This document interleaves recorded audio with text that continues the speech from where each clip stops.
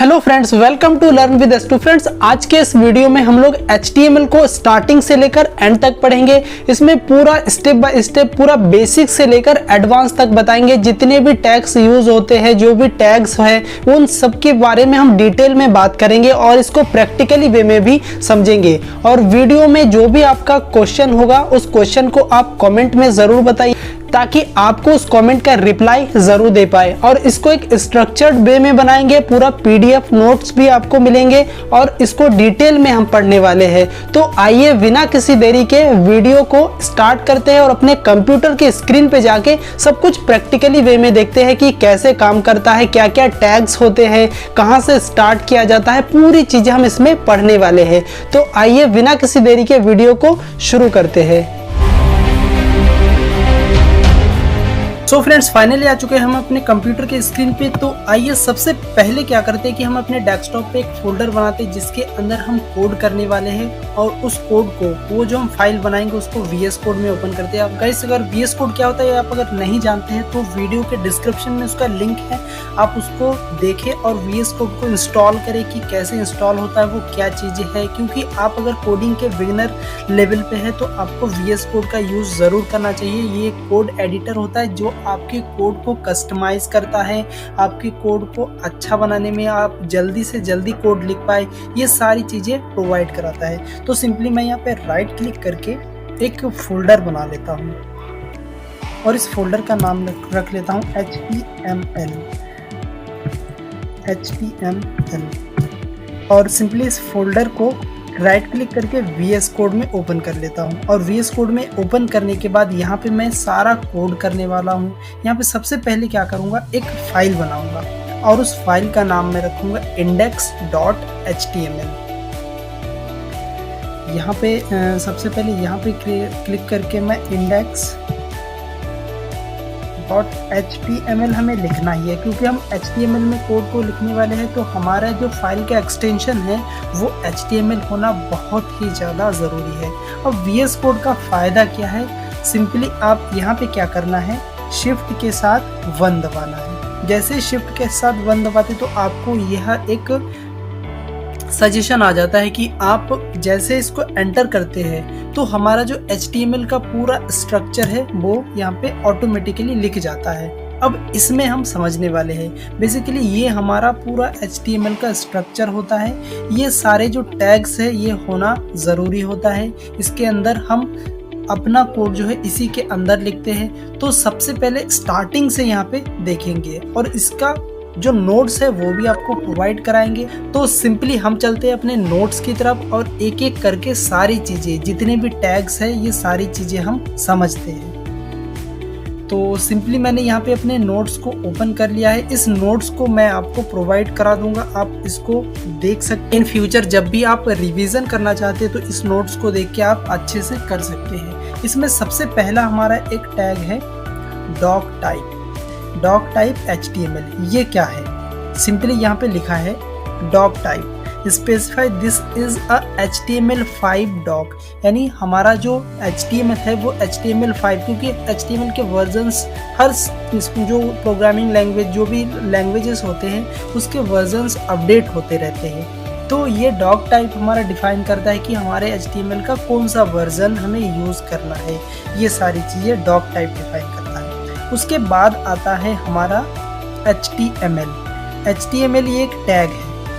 ये टैग एक चीज़ है कि HTML में जो टैग स्टार्ट होता है वो एंड भी होता है, यानी जो टैग हम स्टार्ट करते हैं उसको एंड भी हमें करना पड़ता है। तो सबसे पहला आता है यहाँ पे हमारा HTML।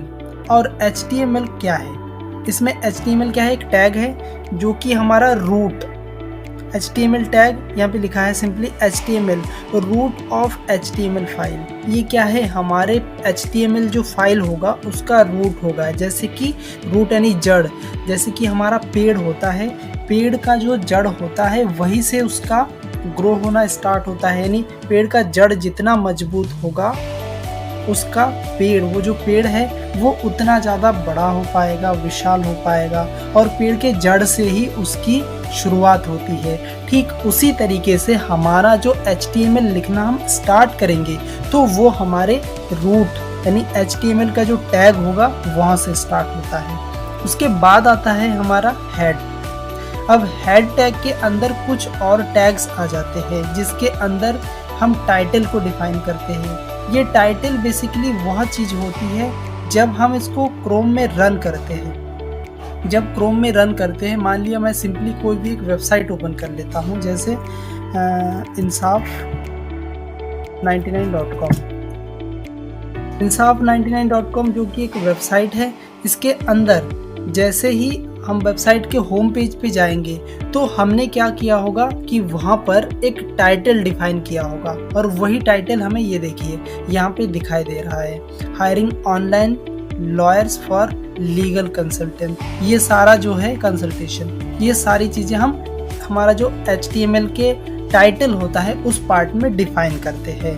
उसके बाद आता है यहाँ पे मेटा टैग। ये जो मेटा टैग्स होते हैं ये हमारे SEO से रिलेटेड होता है। SEO यानी सर्च इंजन ऑप्टिमाइजेशन, जो कि हमारे वेबसाइट को, हमारे पेज को रैंक यानी गूगल में रैंक लाने में, यानी गूगल के फर्स्ट पेज में, यानी जैसे ही कोई सर्च करता है तो हमारी ही वेबसाइट पहले क्यों आए, गूगल हमें क्या करता है, ये सारी मेटा टैग्स टाइटल वगैरह रीड करके फिर जाके उसके सर्च के अकॉर्डिंग हमारे वेबसाइट को वो रैंक में लाता है, यानी स्टार्टिंग में दिखाने की कोशिश करता है। तो ये बेसिकली हमारा जो डिजिटल मार्केटिंग होते हैं उनसे रिलेटेड होते हैं, वो इन सारे कंटेंट को चेंज करवाते हैं। उसके बाद कहा था कि HTML में जो भी टैग स्टार्ट होता है वो एंड भी होता है। तो यहाँ देखिए टाइटल टैग स्टार्ट हुआ और उसको एंड करने का तरीका ये कुछ स्लैश लगा के होता है, यानी जो टैग हमने स्टार्ट किया यहाँ पे स्टार्टिंग हुआ और जैसे मैं उसमें स्लैश लगा देता हूँ तो इसका मतलब है कि इस टैग को यहाँ से यहाँ तक ही है, यहाँ पे इसका एंडिंग पॉइंट है। उसके बाद हमारा जो हेड टैग स्टार्ट हुआ था वो भी यहाँ पे क्लोज हो जाता है। तो सिंपली यहाँ पे हेड टैग के बाद हमारा स्टार्ट होता है मेन बॉडी टैग। इस बॉडी टैग में क्या होता है, सिंपली फिर से हम नोट्स की तरफ चलते हैं और यहाँ पे देखते हैं। यहाँ पे हमारे हेड टैग क्या था, हेड यानी कंटेंट पेज मेटा डेटा। ये बेसिकली वही मेटा डेटा यानी जैसे कि जिसके अंदर मेटा टैग्स वगैरह होते हैं वो सारा चीज़ था। उसके बाद टाइटल आ जाता है हमारा, टाइटल के बाद हेड टैग क्लोज हो जाता है। उसके बाद हमारा ये बॉडी टैग स्टार्ट हुआ था बेसिकली। अब इस बॉडी टैग में क्या है देखिए, this main body of a page, यानी हमारा जो पेज होगा उसका जो कंटेंट हम लिखेंगे, जो हमें हमारे पेज में शो कराना होगा, यानी हमारे पेज में टेक्स्ट शो होंगे, इमेजेस शो होंगे, वीडियो ऑडियो कुछ भी अगर हम शो कराना चाहते हैं तो इस बॉडी टैग के अंदर हमें उसे लिखना पड़ेगा ताकि हमारे स्क्रीन पे वो पेज दिखाई दे। तो सिंपली हमारा बॉडी टैग यहाँ से स्टार्ट होता है। अब बॉडी टैग स्टार्ट हो गया, अब इसके अंदर हम कुछ भी लिखेंगे तो वो हमें दिखाई देगा। तो सिंपली मैं H1 टैग से स्टार्ट करता हूँ। अब ये H1 टैग, ये जो H1 मतलब H मतलब हेडिंग, और ये हेडिंग टैग बेसिकली 6 टाइप के होते हैं। H1 सबसे बड़ा, H2 उससे थोड़ा छोटा, S3, S4, H5, H6 इस तरीके से होता है। अब H1 के अंदर अगर मैं लिखता हूँ हेलो HTML, अब इसको रन करने के लिए हमें क्या करना है, सिंपली हमने जहाँ पे फोल्डर बनाया था उस फोल्डर को VS कोड में ओपन करके हमने एक फाइल बनाया, तो हम उस फोल्डर के पास जाएंगे। वो फोल्डर हमारे डेस्कटॉप पे यानी स्क्रीन पे रखा है ये, और यहाँ इसके अंदर जैसे ही क्लिक करते हैं तो ये देखिए यहाँ पे इंडेक्स नाम से एक फाइल तो बना हुआ है, लेकिन वो क्रोम के लोगो के साथ क्यों बना, ये दो चीज़ें हो सकती है इसमें क्रोम का लोगो हो सकता है, मोजिला फायरफॉक्स का लोगो हो सकता है, या फिर इंटरनेट एक्सप्लोरर का भी लोगो हो सकता है। जो डिफ़ॉल्ट में सेट होगा वो लोगो आपको दिखाई देगा। ये बेसिकली हमने जो .html लिखा था उसके कारण होता है।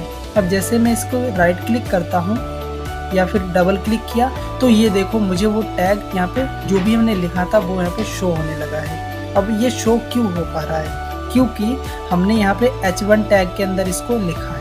अब इसी चीज़ को अगर मैं H2 टैग के अंदर, तो सिंपली इसको डुप्लीकेट करने के लिए हमें शिफ्ट ऑल्ट के साथ डाउन एरो दबाना है। तो जैसे डाउन एरो दबाता हूँ तो मुझे उसका डुप्लीकेट मिल जाता है। अब सिंपली मैं क्या करता हूँ, उसको H2 कर देता हूँ। अब यहाँ पे H2 करेंगे तो इसका जो टैग है ये जो हमें दिखेगा टेक्स्ट ये थोड़ा सा छोटा दिखेगा। जैसे मैं इसको रिफ्रेश किया, देखो यहाँ पे ये H1 है, ये H2 है, तो इससे हमें ये पता लग पा रहा है कि H1 सबसे बड़ा होगा, H2 उससे छोटा, अब H3, H4, H5, H6 इस तरीके से आगे चलता जाएगा। तो सिंपली फिर से अगर हम एक बार नोट्स की तरफ देखते हैं तो यहाँ पे ये कहता है कि H1 is a heading. H1 क्या है? एक हेडिंग टैग है, हेडिंग टैग। उसके बाद हमारा P टैग आता है। P टैग क्या है? माई पैराग्राफ। ये क्या है? इसके अंदर हम कोई भी कंटेंट लिखते हैं, जो भी हमारे बहुत सारे कंटेंट दिखते हैं वो हम बेसिकली P टैग के अंदर लिखते हैं। और P फॉर पैराग्राफ, जो ये भी एक टैग होता है जिसको ओपन और क्लोज दोनों करना पड़ता है। अब यहाँ पे H1 टैग को थोड़ा और समझते हैं। जैसे कि मैंने H3 लिखा तो क्या दिखता है यहाँ पे, एक बार चेक कर लेते हैं। यहाँ पे H3, फिर H4 लिखेंगे तो क्या होगा, 4 लिखा यहाँ पे हमने, H4। अब सिंपली यहाँ पे चल के रन करके एक बार देख लेते हैं कि कैसा दिखता है। ये देखिए, सबसे बड़ा H1, फिर H2, फिर H3, फिर H4, इस तरीके से H5 और H6 और भी छोटे दिखने लगेंगे। तो इस तरीके से अगर आप चाहते हैं कि आपके टैग्स के साइज को स्टाइल दिए बिना छोटा करना चाहते हैं तो आप इस तरीके से H1, H2, H3, H4 इस तरीके से आप यूज़ कर सकते हैं। तो उसके बाद आते हैं हमारे पैराग्राफ टैग के।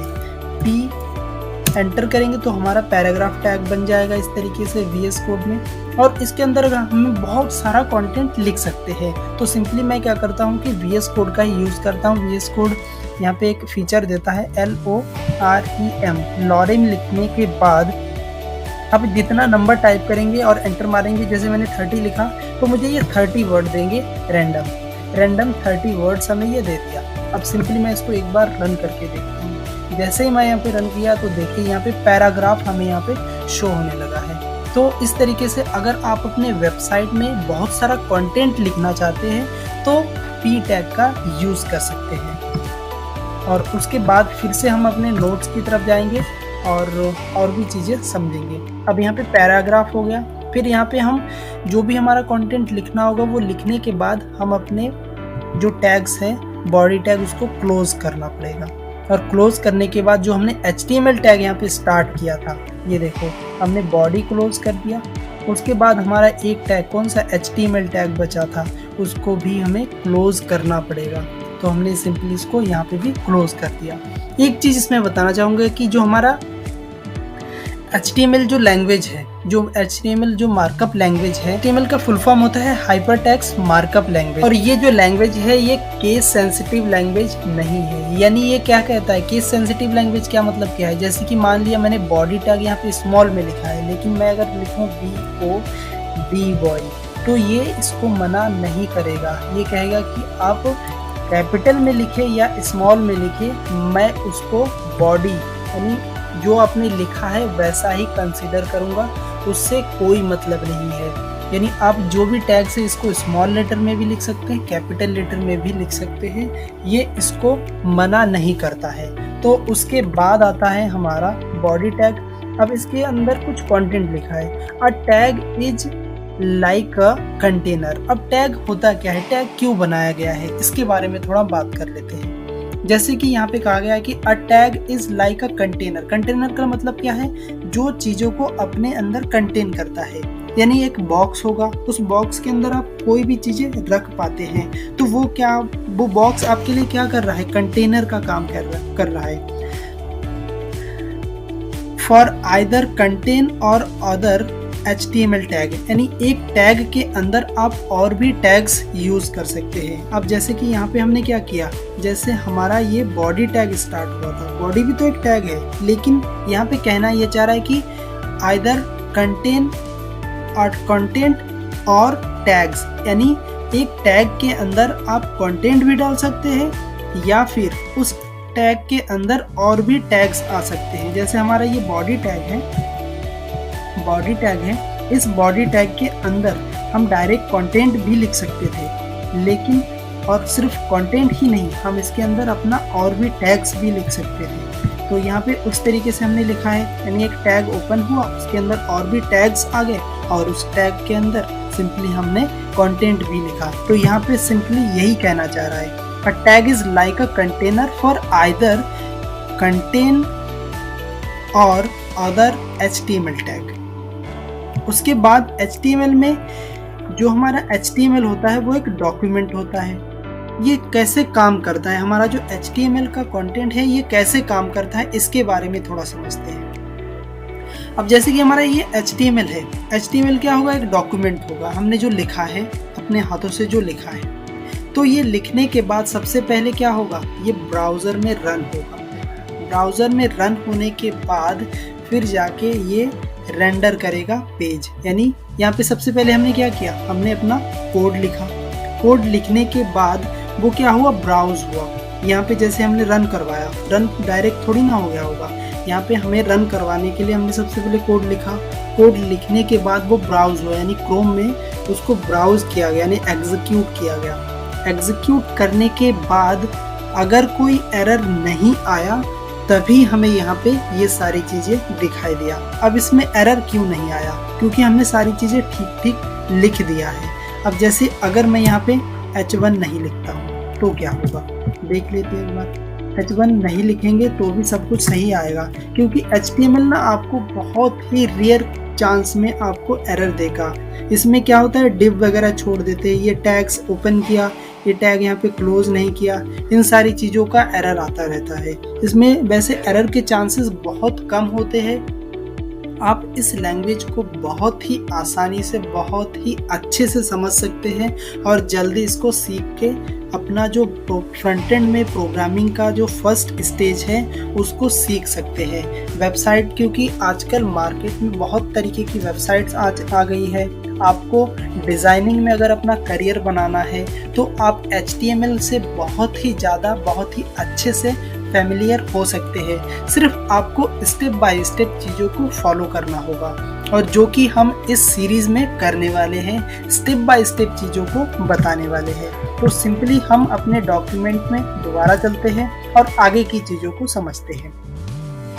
अब यहाँ पे कह रहा है कि HTML element start tag plus content plus and tag, यानी HTML में क्या होता है, पहले टैग स्टार्ट होता है, फिर हम जो भी कंटेंट लिखना होता है वो लिखते हैं, और लिखने के बाद हमने जिस टैग को स्टार्ट किया था उसको एंड भी करना पड़ता है, ये चीज़ें बता रहा है। और उसके बाद ये यहाँ पे HTML को कैसे लिखा जाता है वो चीज़ें बता रहा है। फिर उसके बाद यहाँ पे हमने जैसे बात किया था कि HTML is not a case sensitive language, यानी ये केस सेंसिटिव लैंग्वेज नहीं है। ये चीज़ें आप अच्छे से समझ पाए होंगे।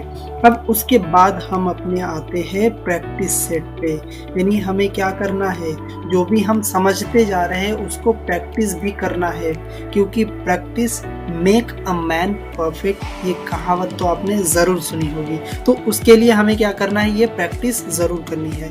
और प्रैक्टिस करने के लिए यहाँ पे सिंपली पहला प्रैक्टिस क्या है, एक पहला question, change any websites front end, यानी किसी भी वेबसाइट के फ्रंट एंड को चेंज करना है, और चेंज करने के लिए क्या क्या प्रोसेस है वो यहाँ पे बताया हुआ है। तो सिंपली मैं इसको प्रैक्टिकल करके भी आपको अभी दिखाऊंगा, लेकिन उसके सबसे पहले चलो प्रैक्टिकल ही कर लेते हैं। सिंपली मान लिया ये जो वेबसाइट है इसके कंटेंट को मुझे चेंज करना है। यहाँ पे ऑनलाइन लॉयर लिखा है, इसके कंटेंट को अगर मुझे चेंज करना है तो मैं कैसे करूँगा, चलिए देखते हैं। सिंपली यहाँ पे राइट क्लिक करेंगे और इंस्पेक्ट पे क्लिक करेंगे। इंस्पेक्ट पे क्लिक करने के बाद यहाँ पे अभी ये आ गया। अब इसमें हमें क्या करना है, जो भी हमें कंटेंट क्या करना है, जो भी हमें कंटेंट चेंज करना है, सिंपली इस एरो पे क्लिक करेंगे। एरो पे क्लिक करने के बाद यहाँ पे जो भी कंटेंट चेंज करना है उस पर होवर हो जाएगा। जैसे हम देखो एरो पे क्लिक करते हैं, सिंपली मैं आपको ऐसे दिखाता हूँ, यहाँ पे दिखाते हैं। जैसे मैंने एरो पे क्लिक किया, अब मैं जहाँ जहाँ अपना कर्सर लेके जाऊँगा मुझे वहाँ का कंटेंट इस वाले सेक्शन में दिखाई देगा। अब जैसे ये रजिस्टर योरसेल्फ, इस पर क्लिक किया तो मुझे देखो उस वाले टैग के अंदर लेके चले गए, और लेने के बाद जैसे मैंने उसको ओपन किया तो ये देखिए वही टैग दिखाई दे रहा है। और अगर मैं यहाँ पे चेंज करता हूँ, मैं यहाँ पे कुछ और लिखता हूँ, यस आई हैव रजिस्टर।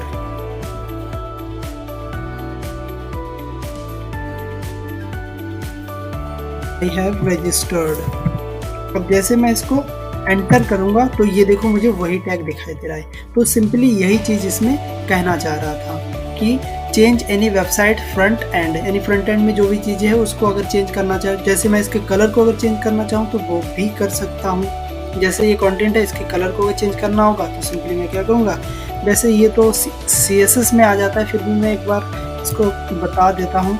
इसमें सिंपली आपको क्या करना है, कलर, और उस कलर को, यानी ये जो हमारा टैक्स दिख रहा है, ये जो हमारा टैक्स दिख रहा है, इसके कलर को जैसे मैं रेड करना चाहूँ तो रेड पे क्लिक किया, एंटर मारा तो ये देखो हमें रेड की तरह दिखाई दे रहा है। उसके बाद अब आ जाते हैं आगे क्या कहता है। तो इस तरीके से आप इसको कर सकते हैं, करके ज़रूर देखिएगा, क्योंकि करना बहुत ही ज़्यादा ज़रूरी है। आप जैसे ही इसको प्रैक्टिकल वे में करेंगे तो आप चीज़ों को और भी अच्छे से समझ पाएंगे और अपने आप से भी ट्राई करेंगे तो चीज़ों को और भी ज़्यादा एक्सप्लोर कर पाएंगे। अब दूसरा क्वेश्चन ये कहता है कि try to copy any websites source code and make website. इसका मतलब क्या हुआ, ये कह रहा है कि किसी भी वेबसाइट को ओपन करो और उसके जो सोर्स कोड आपको दिख रहे हैं उसको कॉपी करने की कोशिश करो, और कॉपी करके फिर अपने जो कोड एडिटर है उसमें डालो और डाल के उसको रन करो कि क्या आपका वेबसाइट उस वेबसाइट की तरह दिखता है या नहीं। तो आइए सबसे पहले इसी वेबसाइट को देखते हैं। यहाँ पे मान लिया मुझे ये वाला जो सेक्शन है, ये इस बॉक्स को अगर प्रिंट करना हो तो क्या करेंगे, तो सिंपली मैंने इस पर राइट क्लिक किया, इस पर क्या इस पूरे कंटेनर को उठा लेता हूँ यहाँ पे। अब कंटेनर क्या होता है ये हम आगे समझेंगे कि क्या होता है कंटेनर, पूरा डिटेल में बात करेंगे। तो सिंपली मैंने यहाँ पे इस सेक्शन को उठाना है तो यहाँ पे राइट क्लिक किया, राइट क्लिक करने के बाद यहाँ पे एडिट एज HTML इस पे क्लिक किया तो ये देखो मुझे इस पूरे कोड का, यानी पूरा जो सेक्शन है उसका कोड मुझे एडिट करने का ऑप्शन मिल गया। तो सिंपली मैं यहाँ पे कर्सर रख के Ctrl+C किया और अपने जो कोड है इसके अंदर यहाँ पर मैं इसको सिंपली रख दूंगा। यहाँ पे Ctrl+V रखने के बाद फिर मैं रन करके देखता हूँ कि क्या हमारा जो वेबसाइट है वो भी ऐसा दिखता है या नहीं। हमने यहाँ पे सिंपली इसको रन किया था, इसको जैसे ही मैं करता हूँ तो ये देखो हमें कुछ इस तरीके से दिख रहा है।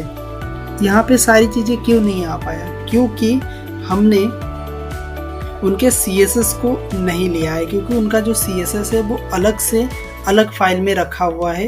ये सारी चीज़ें हम आगे समझेंगे कि कैसे CSS को लिंक करते हैं, कैसे एक पेज को दूसरे पेज से कनेक्ट करते हैं। ये सारी चीज़ें हम स्टेप बाय स्टेप आने वाले वीडियोस में समझने वाले हैं।